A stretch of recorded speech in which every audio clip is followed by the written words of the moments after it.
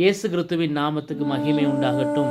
உங்களை பிரச்சனை நெருங்கி வரும்போதும், நீங்க நல்லது செஞ்சு கெட்டது உங்களை சுத்தி நிற்கும் போதும், ஆண்டவரே எனக்கு உதவி செய்ய உங்களுக்கு கையில்லையா? ஆண்டவரே நான் படுகிற வேதனை உங்களுக்கு கேட்குதில்லையா? இப்படி அநேக தடவைகள் நீங்கள் உங்களுக்குள்ளே புலம்பினதுண்டு. நான் வேதத்திலிருந்து ஒரு வார்த்தை காண்பிக்கின்றேன். எசாயா 59வது அதிகாரம் 1வது வசனம் சொல்லுகிறது, இதோ ரட்சிக்க கூடாத படிக்கு கர்த்தருடைய கை குறுகி போகவும் இல்லை, கேட்கக்கூடாதபடி அவருடைய செவிகள் மந்தமாகவும் இல்லை என்று சொல்லி, உங்களுடைய பிரச்சனையில உங்களை தூக்கி எடுக்கிறதுக்காக அவருடைய கைகள் உங்க பக்கமா நீண்டிருக்கிறது. உங்க வேதனையை கேட்கறதுக்கு அவருடைய செவிகள் ஆயத்தமா இருக்கிறது. எதற்காக நீங்க பயப்படணும்?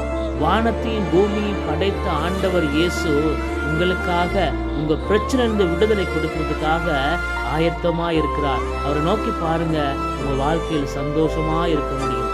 ஆமென்.